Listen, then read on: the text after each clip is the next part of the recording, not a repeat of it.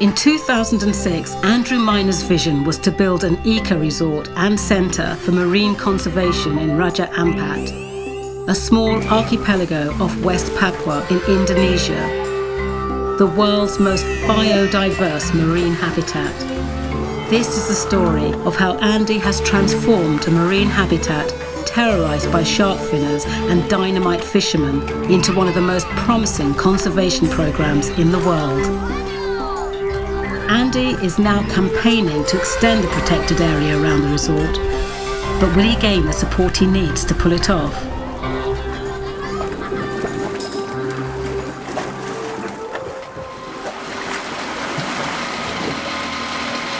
Well, I first came to Babitim when I was on the liveaboard, and when we stepped foot on the island there was the remnants of a shark finning camp, and in the shallow water there were bodies of juvenile fin sharks dead floating around. So that was kind of my first impression of the island. There was the natural beauty of the island, it's a fantastic place, but then there was the destruction from the shark fishermen. And I guess my vision of the resort in the beginning was to have something quite small that supported the conservation centre and enabled conservation to run by people coming and staying in the resort. Now, because of the logistic expenses really of operating somewhere so remote, it grew into a much bigger, more luxury resort. So the vision sort of has changed over time. And I think now the vision is to provide a really top quality eco resort, but eco in the true sense of the word, not in the sense of greenwashing, but really in every stage through the building and operation and the dealings with the local community to really stick to that eco commitment. I mean, it's the environment around us that nurtures us. We're, completely linked to it. We sort of feel, I guess, as humans that we're now more and more detached from the environment, but it's a fallacy. We're not, and the more you learn, about the marine environment or about the land environment, the more you realize that actually we're completely linked to it. So for me, it was never an option just to build a resort. I didn't want to just build a resort. It had to be a resort that protected and nourished and nurtured the environment, because I don't see another way. That's just the only way to do it.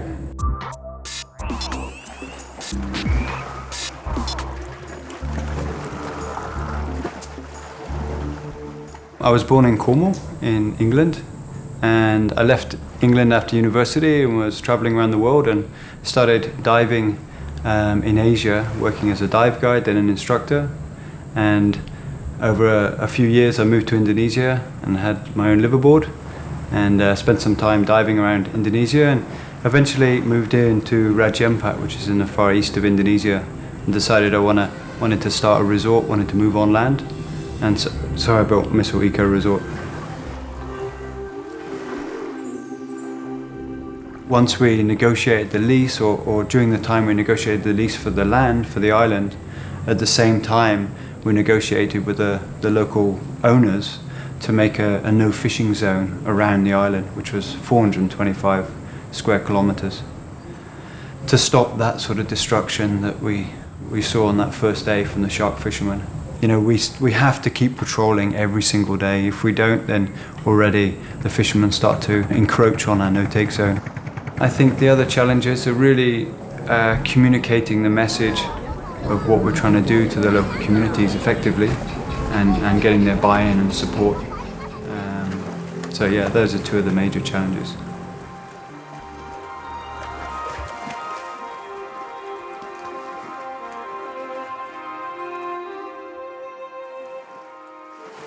When Andrew and I met on my 28th birthday in Bangkok, and Andrew was there buying, what are they called? Counterfeit surf shorts that he was going to take back to the UK and sell in parking lots. And he was still working on the liveaboard at the time. And when we met, he told me about this beautiful place called Raja Ampat, and that he had a few different ideas. And one was he was going to sell these surf shorts and get enough money to move off and do something else. And one of those things was to make a donut cart. And the other one was to build like a research center and conservation center in Raja Ampat. So obviously it was the second of the two that happened, although the donut cart could still happen at some point. And then about 3 months after we met, I came to Raja Ampat on this boat that Andrew was working on. And we stopped here at this island and had a snoop around, and I thought, wow, this is really, really beautiful. It's never going to work. But I think then shortly after that I started to know Andrew a bit better and realized that actually he's one of those few people that can have the great idea but also has like the energy to sustain it and the sort of infectious enthusiasm that gets other people to believe his crazy ideas.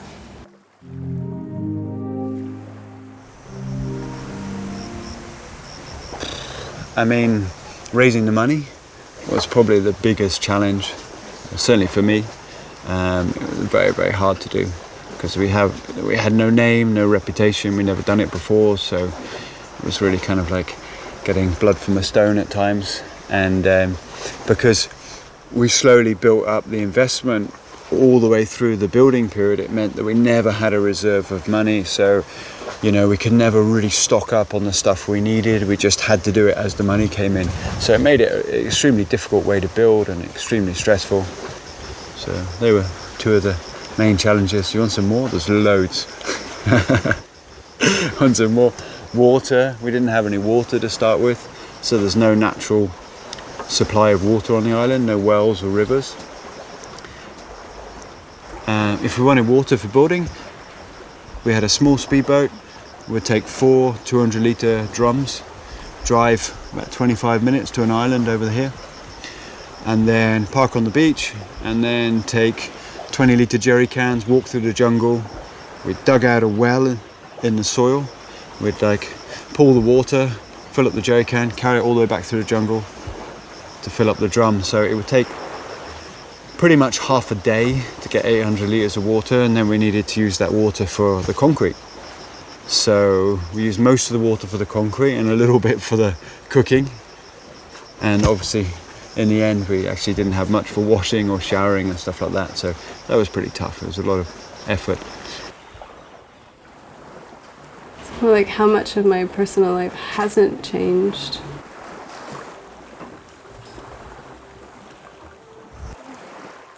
I'm not sure if I have a personal life anymore. The Ranger Patrol has sighted a turtle trapped in the bogs of a nearby island. Andy and Marit lead a rescue team to see if they can free it. Sometimes you find people looking for the eggs and they stick a stick into the sand, and if it comes up, a dry stick, and if it comes up covered in sand, it's because it's punctured one of the eggs and it's wet, and so it comes up with sand stuck to it, and then they know where to dig for the eggs. Because often turtles will dig 2 holes, so they'll dig one, lay their eggs, cover it up, and then start digging in another place, like a false hole. It's obviously come up, laid, and got confused which way to go, and gone this way and fallen over the rocks here and can't get out. There's all muddy behind here, so hopefully she's still alive. Oh dear, poor thing. Doesn't look very good.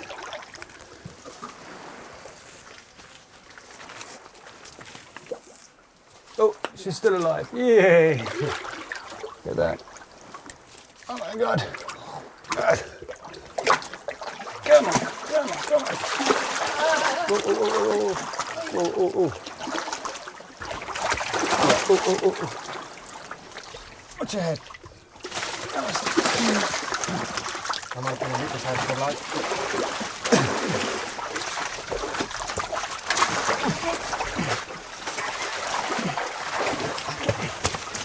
Coba ambil pakai di sini saja. Ya. Oh, oh, oh. Ah. Wow, that's a beauty.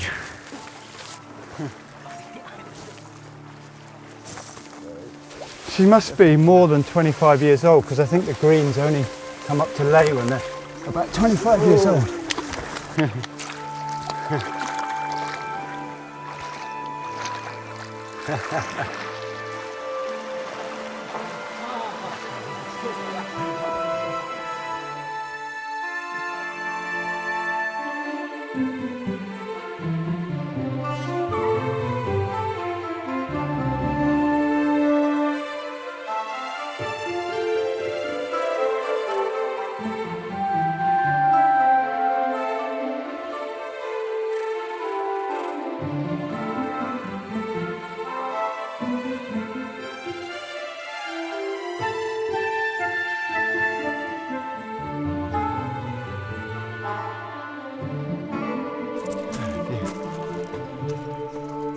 Mud stinks.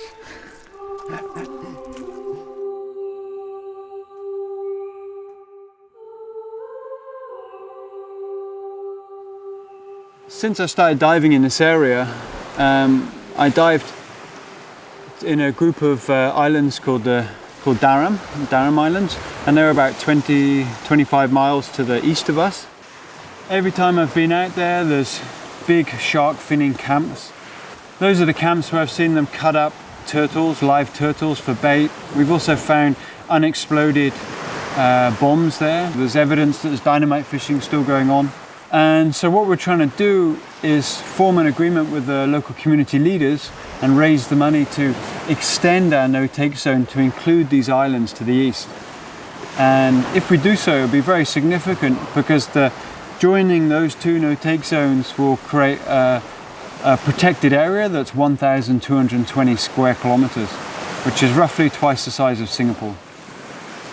I mean, in order to make it happen, we actually need support from a diverse group of people or institutions.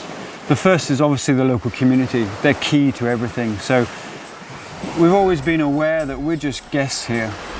And our host, the local community, if they don't want us here, if they don't want to make the no-take zones, if they don't want to extend it, we can't do it. They have to buy into this, they have to want it. Also, we need support from the local government. So the Raja Ampat government, even though they respect the local community's rights to close areas or to lease areas, obviously they're very important. We need their support. So the Bupati, which is the head of Raja Ampat, by having the support of people like Conservation International and scientists like Mark Erdman, who's a senior scientist at Conservation International. That support and that sort of backing makes it easier for us to raise funds or easier for us to get recognition for what we're doing. Hey, great to see you again. Good to see you. We're looking forward to this.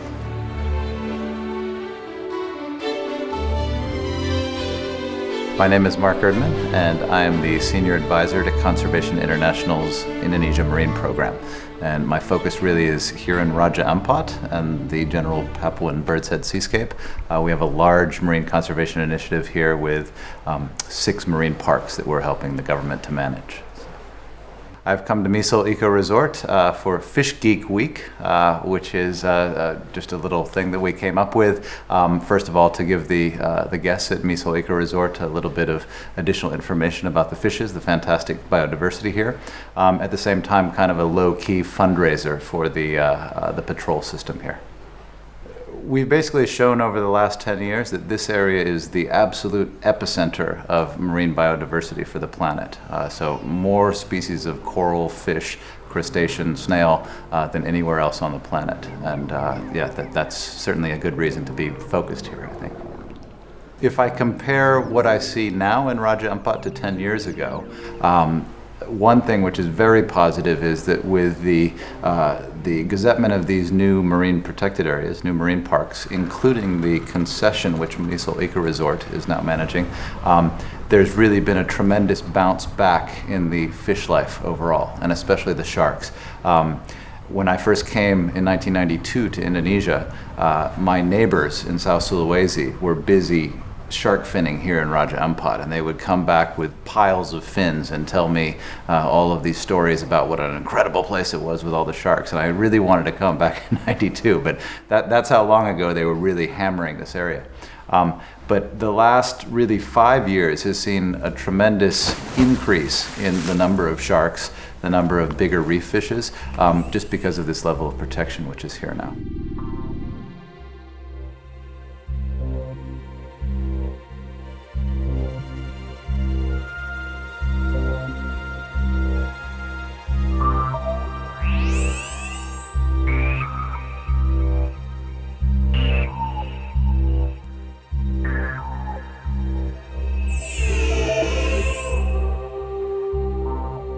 The no-take zone is it's essentially an area which is 425 square kilometers. It surrounds this island, the resort island, and a lot of the islands in the area. And inside that area, there's no fishing allowed. There's no collecting of marine invertebrates like sea cucumbers or trochus shells. There's no shark finning allowed, no collecting of turtles or turtle eggs. So it really is no take. You're not allowed to take anything out of the area.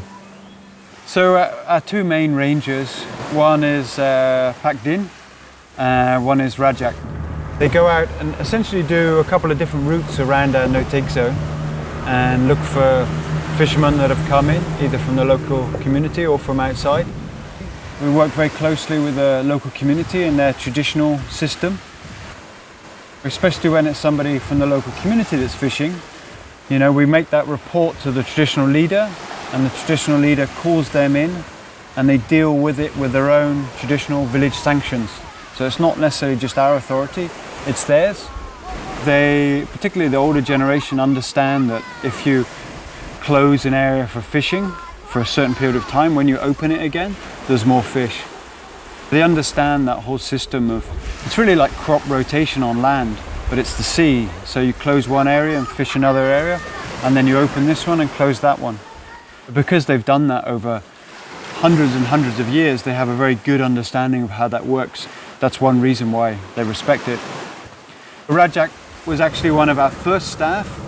When we first started building, he was one of the first 5 people that worked with us and expressed an interest about conservation right from the beginning, and so joined our patrol.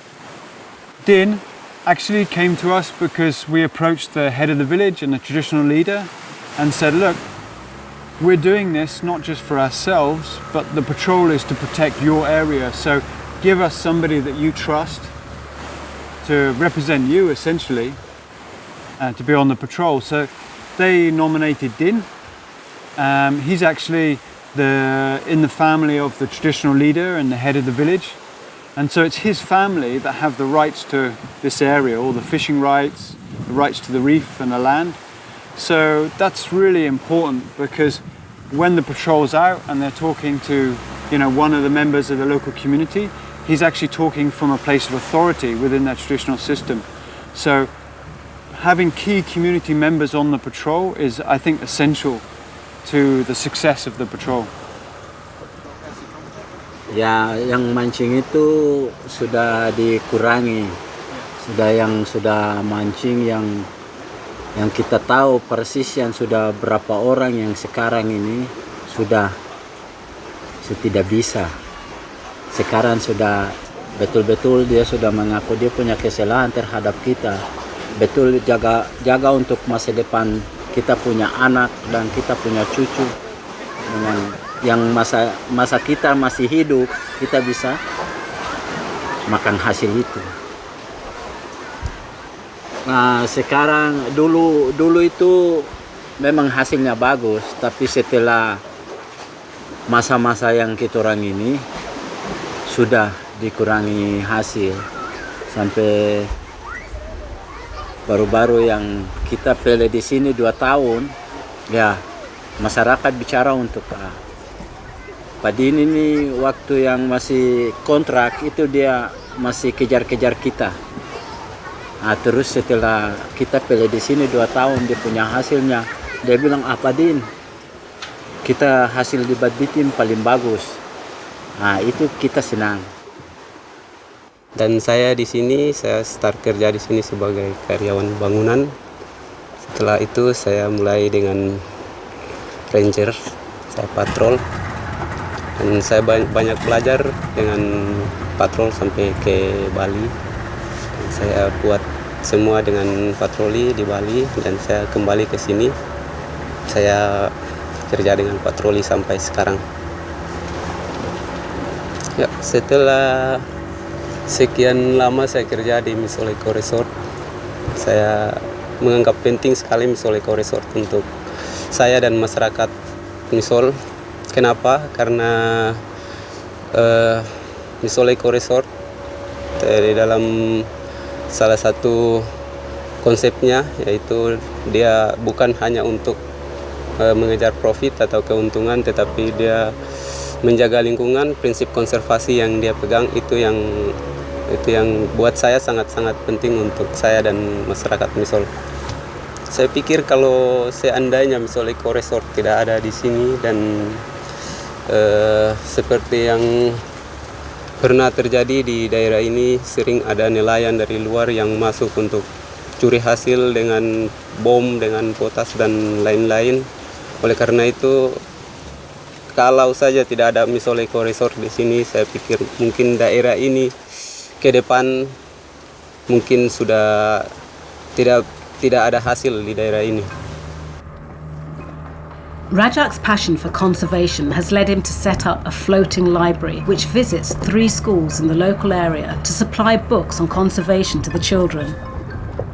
Andy also keeps close relations with the community on his regular visits to the schools that Misol Eco Resort supports.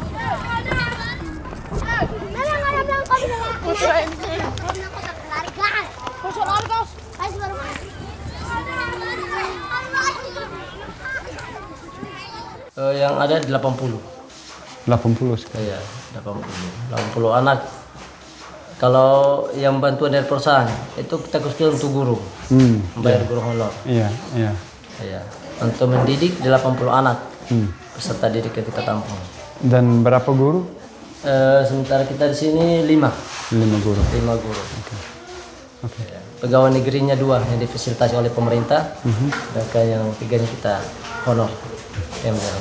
Okay.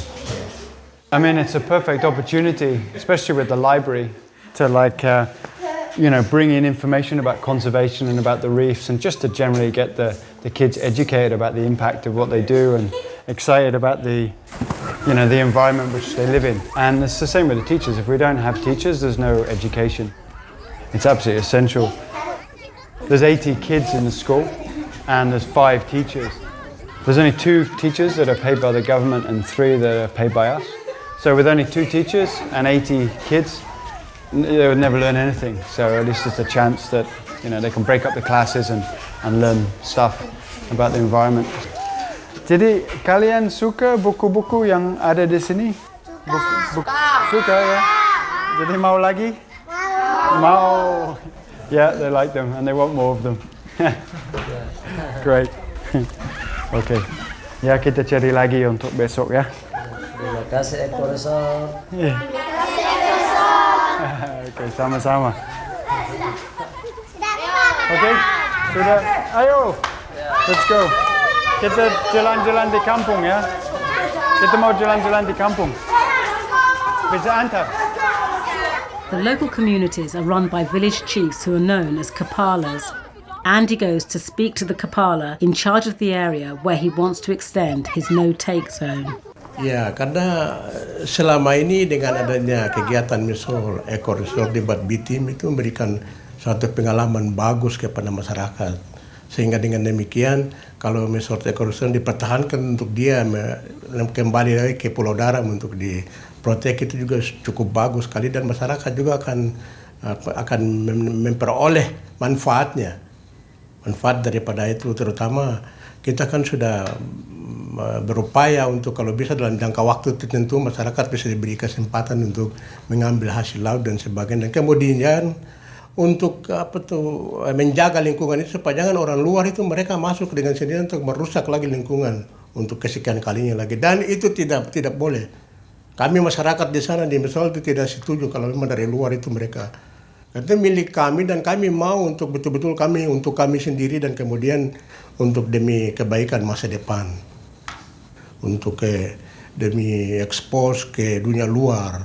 Untuk mereka banyak datang ke Indonesia dalam rangka menunjang pariwisata di Indonesia, terutama wisata bahari, wisata laut. Supaya betul-betul bisa memberikan efek lingkungan yang bagus dan bersih dan indah untuk demi kepentingan Republik Indonesia sendiri dan masyarakat sendiri. Kemudian untuk dunia luar mereka melihat bahwa betapa indahnya Pulau Misol pada khususnya, kemudian Indonesia pada umumnya. The local communities are greatly concerned about fishing industries plundering their resources and leaving a trail of destruction. But how will tourism affect the marine environment? I've been here for 2.5 years now, diving every single day pretty much, 3 times a day for those 2.5 years. And honestly, I can say I've never been bored on a dive ever, and quite the opposite. I just always find something fascinating to look at, even if it's a fish that I've seen 100 times before or 500 times before. Maybe it's doing something different, maybe it's interacting strangely with the other fish around it, maybe, I don't know. It doesn't matter, it's always new, it's always fresh, there's always something interesting about it, and I'm just always happy when I'm diving. The vast majority of people do very much respect the environment and do try really hard to make sure that they don't damage anything, but you do get the occasional people that aren't as careful or that don't seem as aware of what they're doing in regards to the environment. We had one guy here, he was snorkeling and then every so often he would lift his head up and then he would actually stand up on top of the corals. And when I saw this happening, I was like, oh, can you please not stand on the corals? And then later when I talked to him about it, I said, oh, you know, please don't stand on the corals because they're very fragile and they'll break and they take a long time to grow back. He said, oh, do you have any stronger corals that I can stand on? So you get the occasional person that's not kind of that clued in.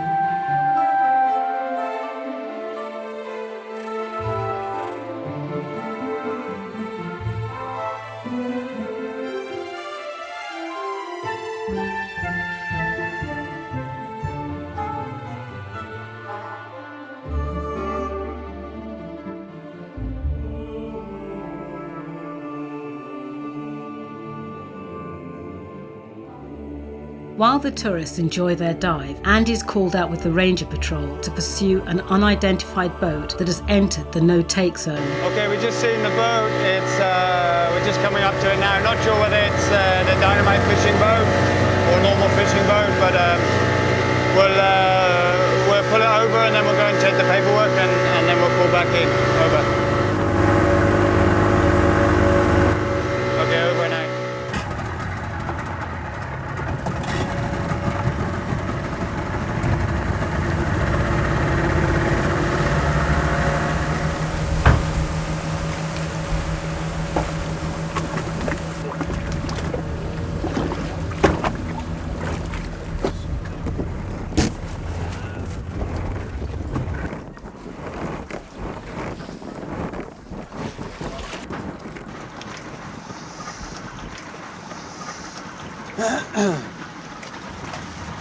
This is the boat that was spotted earlier. I'm not sure what type of boat it is. It may actually be a cargo boat. But Raja and Din are going to go on board and check the paperwork with the captain and find out what they're doing here.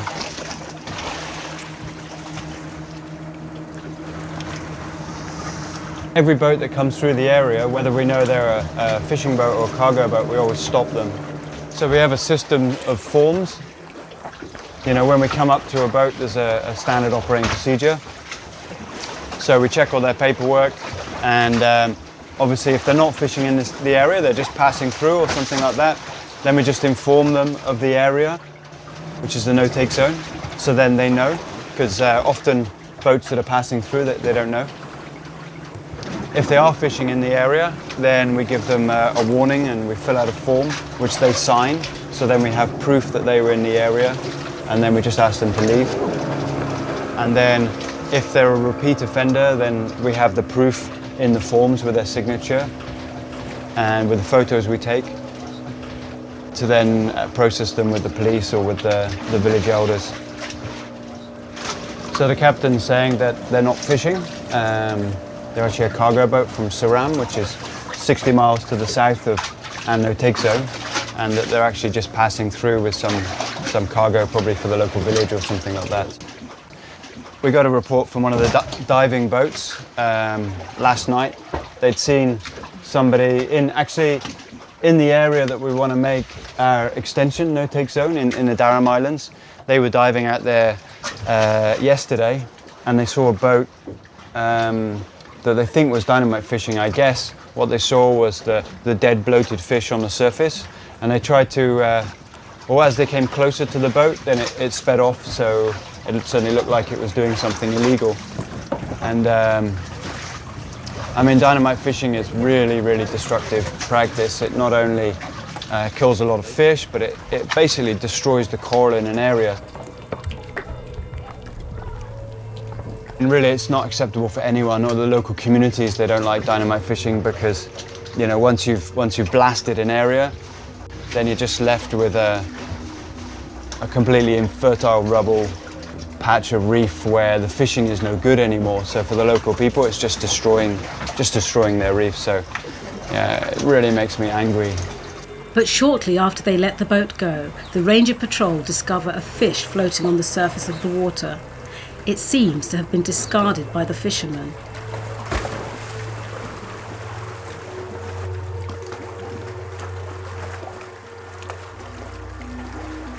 So it's a Queensland grouper, a giant grouper, and it looks like it's swim bladders blown up, maybe because it's been caught by a fisherman and pulled up really quick, and the swim bladders expanded and now it can't get under.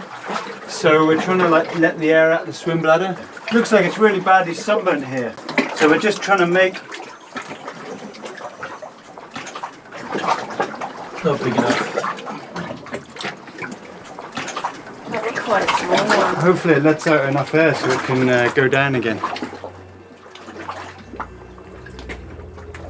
You sometimes see fish bloated like this when someone's been dynamite fishing and they get shocked and then their swim bladders expand and they float to the surface, but not normally these ones. They help the fish out of the shallows and back to deeper water where it can return safely to its usual depth.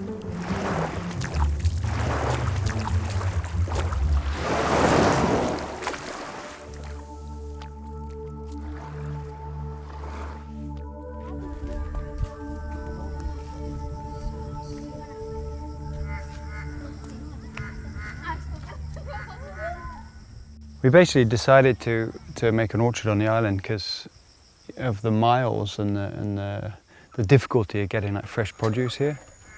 So even though we buy some from the local village, they actually don't produce that much. So most of it comes from Sarong, which is a pain in the ass. We've got chickens to make Kentucky Fried Chicken. No. Like by this time next year, we'll be completely sustainable in bananas, because they grow pretty quick, and probably papayas as well. Planted tons of papaya. So those are going to be our first things, and then things will, hopefully, the other ones will come in the next couple of years. For sure, some things just don't work here. Rather than, you know, struggling with them and like putting lots of fertilizer on, we just won't have them. We'll have what naturally grows here, and as you can see, a lot of stuff does, so it shouldn't be a problem. Oh, look at the size of that. Oh, lovely. Absolutely smashing. We get all our fish actually, none from Sarong, it all comes from local fishermen. And we also buy from like local fishermen that come by in their small dugout canoes with whatever their daily catch is. Actually, we don't buy any reef fish because reef fish, you know, they have a territory on a reef, and the fishermen can easily target them and wipe them out off a reef. So we basically only buy blue water fish like tunas and trevallies and Spanish mackerel, which are also really tasty, so no problem. Even with the extreme efforts of Misol Eco Resort, shark finning is still rampant in the vicinity, especially around the Darum Islands, which the proposed extension of the no-take zone would patrol.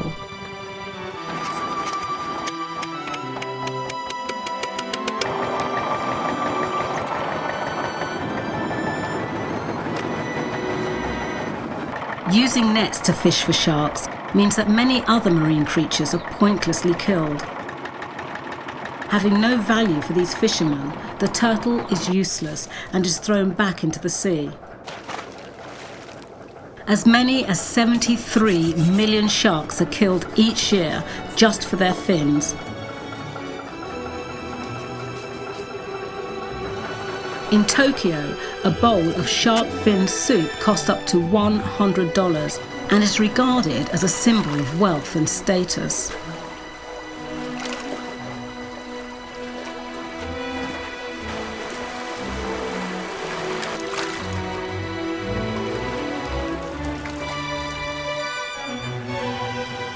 The fins are the only part of the shark that have commercial value, and hundreds of carcasses are discarded around the finning camps.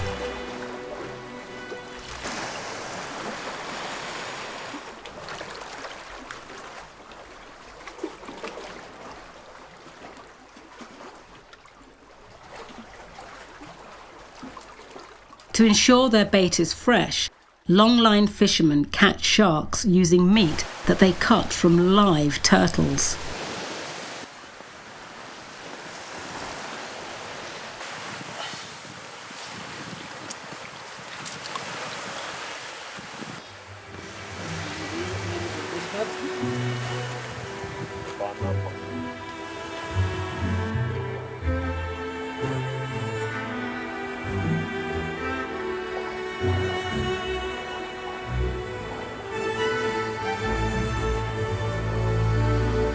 As a testament to Andy's efforts, the Bay of Misol Eco Resort, once a shark finning camp, is now a breeding ground for black-tip sharks and home to over 30 juveniles.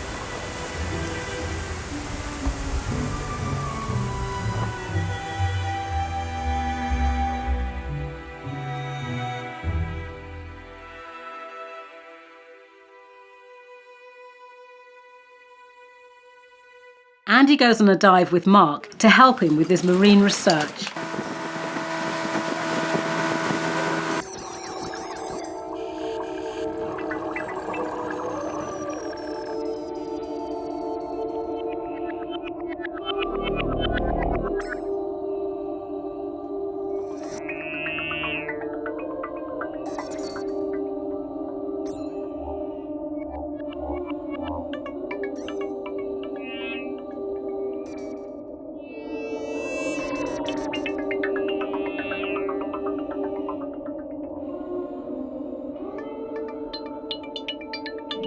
Mark returns from the dive with a possible new species. This is a dartfish. It's a particular group of fishes which are normally found in the sand right off the reef slope. And this particular one is most likely a new species. This is the first specimen we've been able to catch of this. And this is the biggest one I've ever seen as well. So this is a full adult, and most importantly is it doesn't have those filaments which the species that they thought this might be does when it's an adult. So this is actually what makes me probably the happiest, to be honest with you. I know it seems maybe perhaps kind of juvenile, but looking for new species is really kind of, yeah, it's probably my favorite thing to do on the planet. So it's a good break from conservation work, and yeah, it's just, yeah, it takes you back to the time of Darwin and all, you know, so good stuff. Yeah, so what I'm going to do is pin this guy out. But before I do, what I need to do is to take a fin clip, more or less like a fingernail, and I'm going to put that into ethanol here, which preserves the DNA. That will go to Bali, and we have some Indonesian students right now who are actually working on the dart fishes as a group, doing the genetics of the whole group. So this will fit perfectly into what they're doing, and hopefully we'll get results very quickly. If this does prove to be a new species, it'll be the 24th new species of fish in the last 5 years that we've pulled out of this place. Kind of a species factory, we call it here. Andy constantly has to balance the demands of investors with the conservation of the environment. Yes, it is. Yeah, sure. I'm just working through the financial report now, so it's just come from the accountant. I think probably by the end of next week I should be able to give you a sort of clearer answer and send out the financial report to you. Oh God, yeah, it's a difficult balance. I mean, for sure. I mean, they're all important things, but like paying the wages of my staff, my team is probably the most important, because the people from the local community, they don't have bank accounts full of money. They don't tend to have money that they can fall back on, and so if they don't receive their wages that month, then they're already struggling. It's not that if they don't have their wages 6 months down the line, then they have to find another job. So it's really, they live really close to the edge all the time. So for sure there was times when we were building where we ran out of money, and we were late paying wages and stuff like that, and it's really stressful, because that means that they might not be able to send their kids to school, or they might not be able to buy things, buy food, so that's really stressful.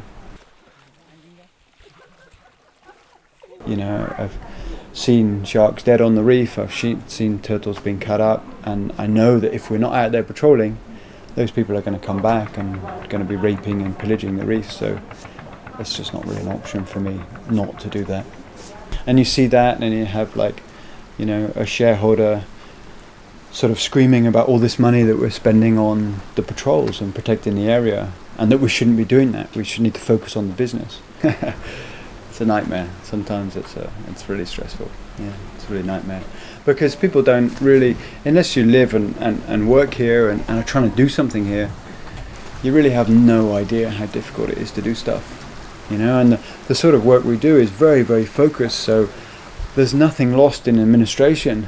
I myself or Marit do the administration. We just do it in our spare time, basically. We're not Conservation International or WWF. Everybody hasn't heard about us, so trying to convince people that it's worth putting money into what we're doing is, one of the biggest challenges we have. Andy shares the pressures of running the resort, not only with his wife Marit, but also with Torben, the German carpenter who helped to build the resort. It took me a minute to say yes. It's not often that somebody turns up and we like to build a dive resort in a lovely little island somewhere on the end of the world. The difficult thing was I never built a dive resort before. It's the biggest project so far in my life. I don't know how many buildings we have right now. Something 30 around. So we built a village here from nothing, from zero on up to now. And this with all the plumbing, with powering everything from zero on starting, it is still my biggest project. Yeah, the resort is running right now, but we're not finished yet building. Right now we are up to building the premium investor villas. So we have 8 big villas to go to build. This was a big challenge, and we said we want to do it from the beginning on right, and we want to use driftwood service wood. And when we first time came to the island, we seen how much wood was lying here on the beaches, and not just little pieces or big logs lying around. And then we bought this a Lucy mill.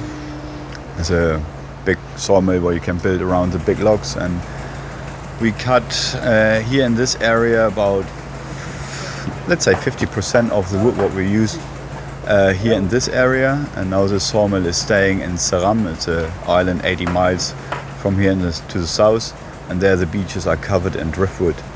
And this wood is reclaimed as rubbish wood, nobody's using it. So we clean the beaches and we have perfect wood to build. Not one living tree was chopped down for us. I think this is one of the biggest eco things for this resort, plus the wastewater gardens for sure.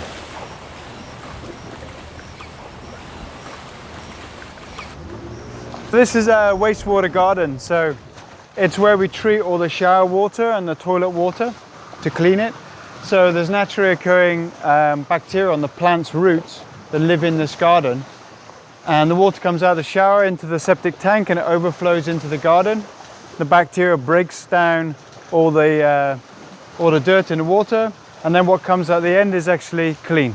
So we don't put any pollutants into the sea. It's all clean. Also makes for a lovely garden. Sadly, these principles of waste management don't extend to the mainland, where tons of rubbish is dumped into the jungle every day.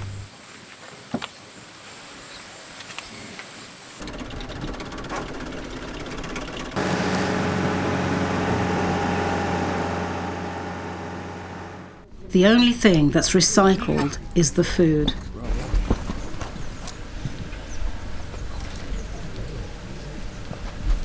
The Indonesian government has announced a major initiative to expand oil and gas production in eastern Indonesia. Foreign companies have been conducting seismic exploration without the agreement of the local people. This exploration is already damaging marine life, and the damage will be far greater if large reserves of oil are found.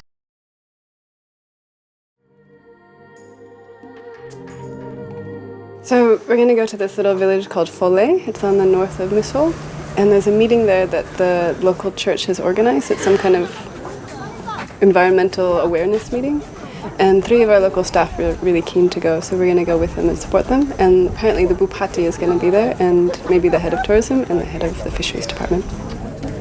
Well, obviously the Bupati is the head of Raja Ampat, so in many ways he's the main guy. So having the Bupati on board is essential, is absolutely key.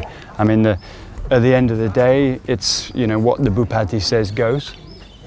And so far he's been extremely supportive, and it's great. He really does get the idea of having protected areas. And so to have his name, his signature on the agreements is going to lock it in permanently. Yeah, I believe that the Bupati has a very strong reason, because the interest of people from outside to enter Raja Ampat and to catch this shark and other species is for their own interest, not for the local people interest. So he really protect, or he give what is called affirmative policy. So when a Bupati has a policy to protect the environment, that is his obligation to protect the nature for the coming generations.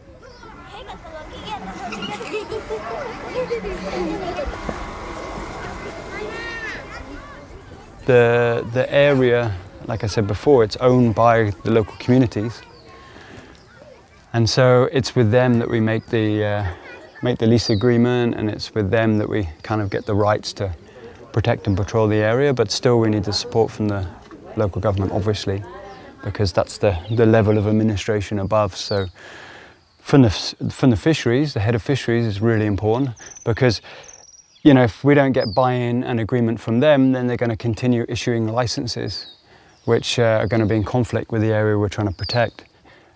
It's really important that, you know, we work together, and the local community and Misol Eco Resort and the government, the fisheries department, all work together.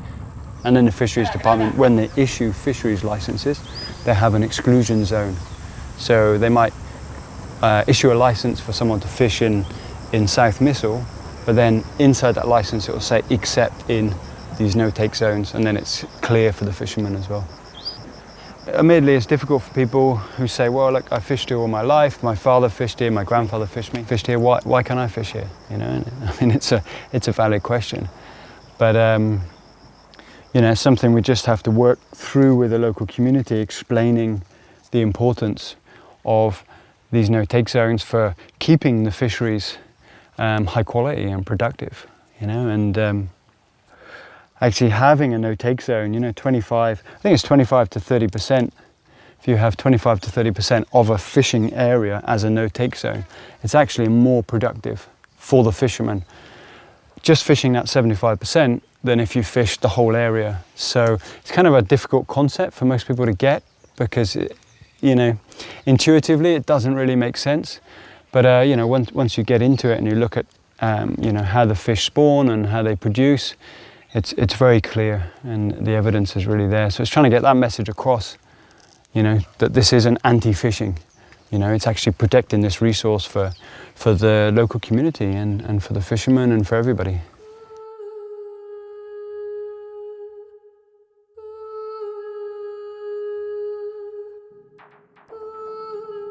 We have a good feeling that it's actually evolving here, right? And this is an active evolutionary center at this point. If that is the case, and that's been postulated by a number of biogeographers, it would mean that, you know, this is producing species. This is a species factory here. And over time, those will actually be dispersed outwards. And so from that perspective, many have pointed to this is a top conservation priority from the perspective, this is where it's all happening and things are still evolving and potentially will be creating species that will be better adapted to global climate change, for instance. So that's certainly a very important aspect.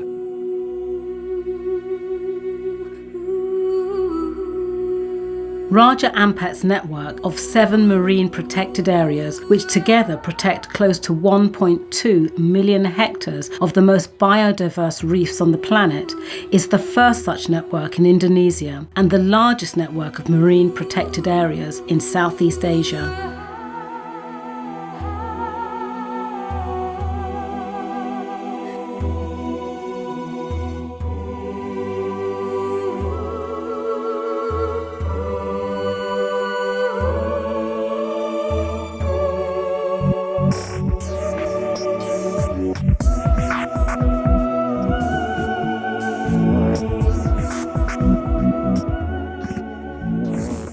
Another reason that I think Raja Ampat is really important is that, as I said, it's got very low human population density overall, still relatively intact reefs, and the communities which are here actually own these reefs, which is a unique situation on the planet. And that allows us to do some very interesting things conservation-wise with working with these communities to set these reefs aside, much like Misol Eco Resort has done. And in doing that, you actually are creating a model that potentially could be applied to the rest of the planet, where typically people look at the ocean more as a commons where you can do whatever you want. But if we can get it right here where people actually own the reefs, that theoretically could inform the way that we manage the oceans around the rest of the world.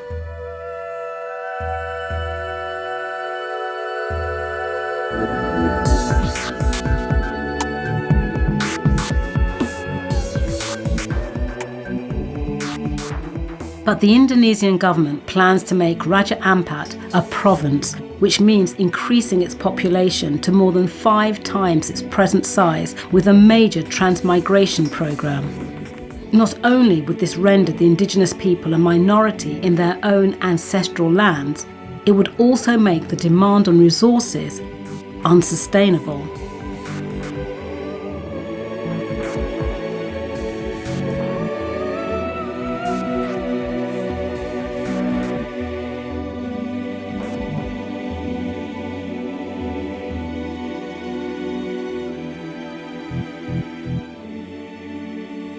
Yeah, one person can make a difference. I think all big things start with one person. So, you know, like when we're building the resort and making the no fishing zone and stuff like that. So originally it started with me, just because it was my idea, my vision. But it wasn't done by me alone. It's not a one-man job, you know. So I started it, and I got other people interested in it and enthusiastic about it, and then it became their vision as well. And so they all joined in and threw their energy into the mix. And then it reaches, you know, it snowballs. More and more people get involved. And then, you know, something great can happen, or something that really makes a big difference. But it always starts with one person. So it always has to be one person, you know, jumping in there, doing it, or joining somebody else.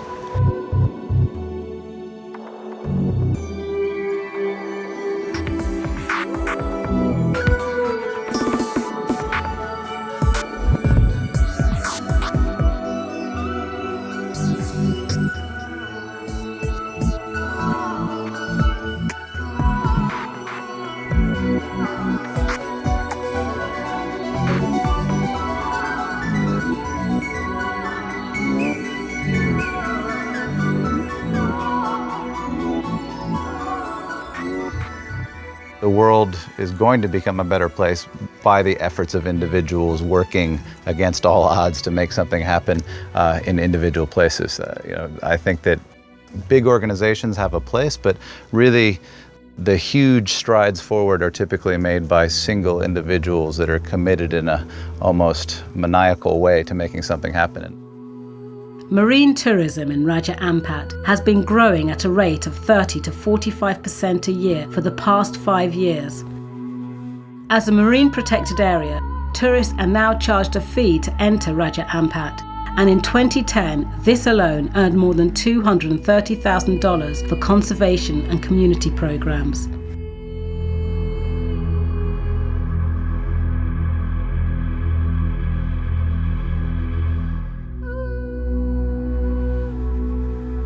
Unfortunately, international mining companies are targeting Raja Ampat for coastal strip mining.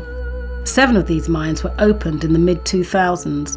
Intense lobbying by communities and environmental NGOs managed to shut them down, but they are now threatening to reopen. So many of the sort of pristine environments are disappearing all over the world rapidly. So, it kind of seems like, Raja Ampat being the center of marine biodiversity, if we can't save Raja Ampat, then where can we save, That's like really the center of marine biodiversity. And we can't manage to save that, then there's really no hope for anything else. So, that's like one reason, and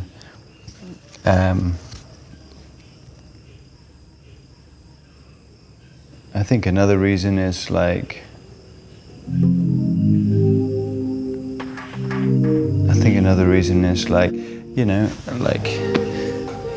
one day I have children, and I think about maybe in 20 years time, my kids saying to me, okay, well, what did you do, when this ecosystem collapsed and this ecosystem collapsed, How did you let it happen, or why did you let it happen, or why did you make sure it didn't happen, And I want to be able to answer them and say, okay, well, I did what I thought was best, I didn't stand by and watch it fall to pieces, I think it's about when you get up in the morning and you look yourself, you look at your face in the mirror, I want to not be ashamed, really, and if it's like standing by and watching somebody get, beaten up or something, or like everything, if you know what's happening and you can make a difference, and actually it's not such a big deal to do that thing to make a difference, then for me anyway, if you don't do it, then I lose self-respect, and it's about being able to say, not being a great person or not being something amazing or a hero, it's just about having self-respect and living by it, and like being able to look myself in the mirror and say, like when you've seen sort of turtles being cut up alive for shark bait, and you've seen sharks being finned, and you're in a position to do something. If you don't do something, how can I respect myself?